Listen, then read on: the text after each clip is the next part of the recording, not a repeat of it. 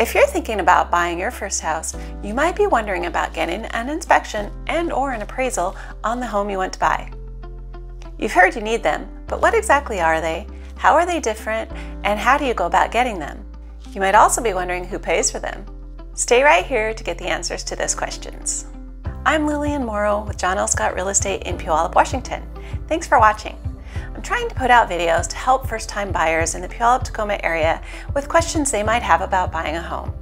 If you like this video, please take a second to click the like and subscribe buttons. And if you want to be notified when new videos are available, then please click the little bell after you subscribe.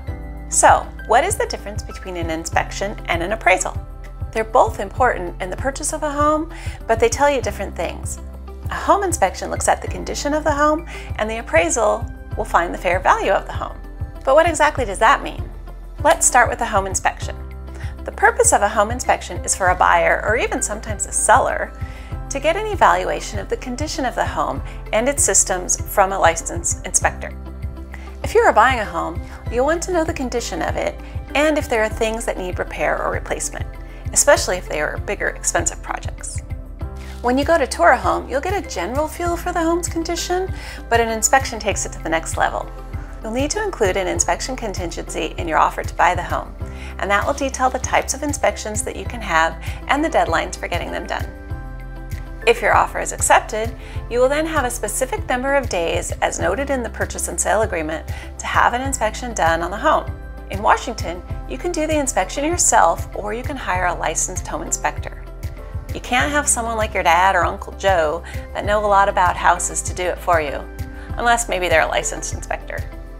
You can hire a licensed inspector of your choice, and it's usually you as the buyer who will pay for the inspection at the time of the service. In the Puyallup-Tacoma area at this time, which is July 2022, general home inspections typically cost about $400 to $500, but prices can fluctuate depending on the home and on which inspector you choose, but many do charge similar prices. If you are not familiar with any home inspectors, your realtor should be able to help you out by referring some that they are familiar with to you. You're welcome to interview them and choose the one you want to use. If you'd like, your realtor should be able to schedule the appointment for you and attend the inspection with you. A home inspection typically takes a couple of hours, but the time it takes can depend on the home itself. The inspector will look at the home in more detail than what you did when you did your walkthrough. After the inspection, the inspector will compile and provide the buyer with a report that will note the details of the home that are satisfactory and those that they recommend being repaired or replaced, or they might even recommend getting a more detailed inspection by a specialist like a roofer or a plumber. If it is part of the agreement, the buyer can also request to include an inspection of the sewer or septic system, which isn't normally part of the general home inspection. General home inspections typically cover things like the exterior, which they would look at the wall coverings like the siding, and they would look at the trim and windows, the doors, and attached porches, decks, and carports, but they may not necessarily look at detached buildings, so you're going to want to check on that. They'll also look at the roofs, including the materials, the roof vents, skylights, and then they'll also take a look at the gutters and downspouts, the flashings and chimney flues, things that are visible from the exterior. And for plumbing, they'll check things like the visible water, waste, and vent lines, and the fixtures and faucets, but they don't inspect things such as underground pipes. They'll also look at the heating and cooling systems and the conditions of the walls, floors, and ceilings. They'll take a look at the attic as far as like the insulation and venting, and they'll probably call out if there's any rodent activity, and they'll do the same in the crawl space or basement.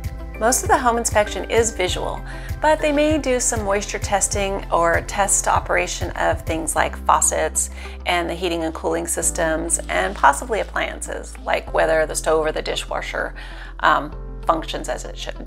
An inspector isn't allowed to do anything to damage the home, so they can't look inside walls or under flooring, and they also are unable to go into locked buildings or areas that are not safely accessible. In addition to requesting a separate sewer system inspection, you could also have separate inspections done for things like hazardous materials, pest inspections, and if you need the soil or the stability of the area inspected. So any inspections that you request would need to be paid for by you, and typically they are due at the time of the service. And don't forget that you need to have them done within the specific times noted in the contract. If your general home inspector recommends additional evaluation of a specific item by a specialist, like maybe a roofer or an electrician, then you are entitled to additional time to have those done, as should be noted in the purchase and sale agreement. Typically you'll have about 3 extra days, but you need to provide the seller with a copy of the inspector's recommendation for further evaluation to get that extra time. Do not, I repeat, do not give the seller or the seller's broker a copy of the inspection report or any part of it, because that will actually waive your inspection contingency, which means that you may lose the ability to renegotiate or back out of the deal if there's something you're concerned about. Your realtor or broker should be able to explain about the inspection process when you're discussing including an inspection contingency in your offer, and they should also be able to help you navigate through the process after you have an accepted offer. Once you get the results of the inspection, there are several things you could do. Which you choose will depend on your situation and possibly the current real estate market in your area. So your first option is to approve the inspection and waive the contingency. A buyer might want to do this if there are only minor things found in the home inspection, or if you're willing to take on whatever repair and maintenance is noted by the inspector. You might want to do that if we're in a seller's market and maybe there's multiple offers on the home and you don't want to lose out. A second option is that the buyer can disapprove the inspection and terminate the agreement. A buyer may want to choose this option if a major issue is found, maybe something like a foundation issue that could be very expensive to fix, or if maybe there was some kind of health hazard on the property.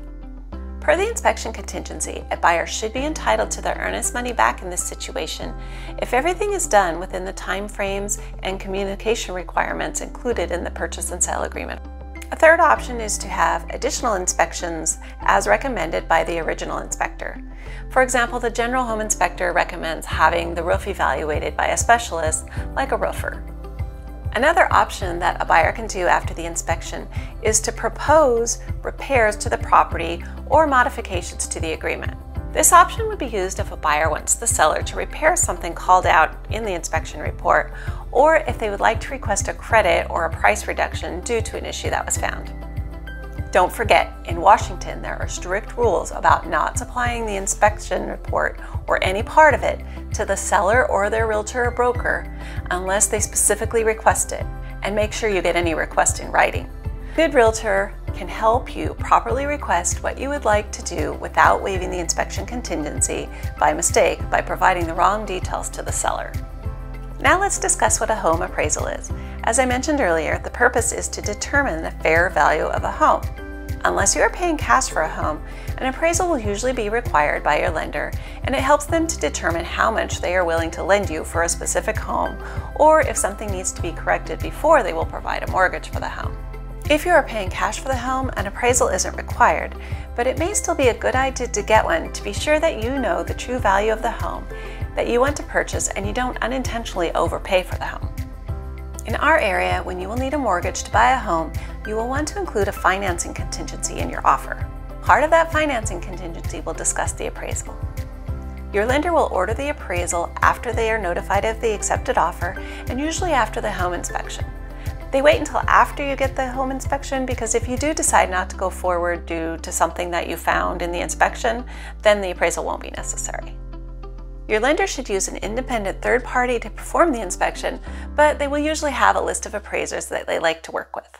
The appraiser fees will usually be passed along to the buyer and will be included in their closing costs. At the time I'm filming this video, which is in early July 2022, in our area the appraisal fees typically run somewhere around $800 to $850. It is possible for the fee to fluctuate though, depending on the appraiser used, the location of the home, and the home itself. If you're getting a VA or an FHA mortgage, there may be some additional requirements like using a VA or FHA certified appraiser, and they may require a little bit different criteria than conventional appraisals might, such as having a certain amount of life left on the roof, working heat, maybe if the appliances are included, they should be in working condition, that kind of thing. An appraiser will visit the home to be purchased, but in this case the buyer is not allowed to attend. The appraiser will look at many of the same things that an inspector did, like the condition of the home's interior and exterior, but also they'll look at things like the square footage, and they'll evaluate the home's features and fixtures. They will also look for any safety issues that might be present. In addition to looking at the home itself, the appraiser will also look at the size, shape, and topography of the lot that the home is on. For instance, if the home is on a really steep lot that's not very usable, they would take that into consideration. They will also look at the neighborhood and surrounding areas, such as is it urban, suburban, or rural. They will also look for easements and encroachments on the property, and an appraiser will look at nearby comparable homes, especially those that have recently sold, to see what they sold for, because all of these things are going to impact the fair value of the home. Once the appraiser has collected all of the information, they will assemble their report and send it back to the lender to let them know if the appraisal came in at or below value. A buyer should be able to get a copy of the appraisal report, but they may need to request it. So what happens after the appraisal is completed? If the appraisal comes in at value, meaning it appraises for the agreed upon price, then all is good and you can continue on with the transaction. If the appraisal comes in under value, meaning that it's appraised for less than the agreed upon sale price, then there are several options which are included in the financing addendum. This is where some renegotiations may need to take place. And there are also deadlines associated with the communication back and forth between the seller and the buyer at this point. If you miss a deadline, then you may be waiving your appraisal contingency and agreeing to move forward with the transaction. If a seller misses a deadline on their end, a buyer may still choose to move forward, or they could terminate the agreement. First, if the appraisal comes in under value, is that the seller will need to be notified of the low appraisal, and they need to be provided with a copy of the report. So yes, in this case, it's okay to send them a copy of the report. They must be notified within 3 days of the buyer's receipt of the lender's appraisal. Your realtor will help you communicate this to them. There's a form we fill out when this happens to let them know, because we do want to make sure it is in writing. Once the seller has been notified of the low appraisal, there are several ways that they can respond. Option A would be that a seller can request a reappraisal or a reconsideration of the value to try to get the appraisal value increased if they believe something was missed in the original appraisal that would change the value. If they are successful and the appraiser revises the value, the buyer would then need to be notified and then get approval from the lender to go ahead with the transaction. Option B for a seller is that they can consent to reduce the purchase price to the appraisal price. A seller may want to do this so that the buyer can buy at the appraised value and the sale doesn't terminate, which would mean that they would have to put the house back on the market in order to sell it. Option C for the seller is that they could also offer to reduce the purchase price to something above the appraised value, but below the purchase price. This means they are hoping that the buyer will agree to meet somewhere in the middle, and then the buyer would then need to come up with the additional funds for the difference. Option D is that the seller can reject the low appraisal, meaning that the seller doesn't want to reduce the price or get a reappraisal. When this happens, it means the seller still expects to get the agreed upon sale price from the home, even though it is below the appraised value. That might only be an option when we're in kind of a crazy market like we had, the last couple of years, when there are multiple offers on a home and they're offering over asking. If the lender accepts the seller's response for a reappraisal or a reconsideration of value, if they were able to get it increased, or sellers consent to reduce the purchase price to an amount to no more than the amount of the appraisal, except in the FHA, VA, and USDA situation, then the buyer is bound to the seller's response if the lender approves. However, for an FHA, VA, or USDA, the buyer can still back out if there's a low appraisal, even if the seller agrees to sell it at the appraisal price.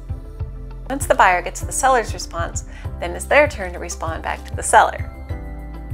So if the seller provides notice of the rejection of the low appraisal, or if they fail to respond within their timeline, then the buyer can choose to waive the financing contingency, or they can terminate the agreement. And if they terminate, in that case, then they should be entitled to their earnest money back. If they agree to waive the financing contingency, then they're really agreeing to pay the difference between the appraised value and the agreed upon selling price. And the difference will have to be paid at closing. So maybe your down payment already covers it, or maybe you can come up with the additional funds to make up the difference. If the seller says that they will agree to reduce the purchase price to an amount that's more than the appraised value but less than the original agreed upon sales price, then the buyer can either accept and represent that they have the sufficient funds to pay the difference and close the sale, or they can terminate the agreement. However, if you do move forward but can't complete the sale, then most likely you would lose your earnest money. If the seller agrees to reduce the price to the appraisal price and the lender agrees, then the buyer can continue with the purchase.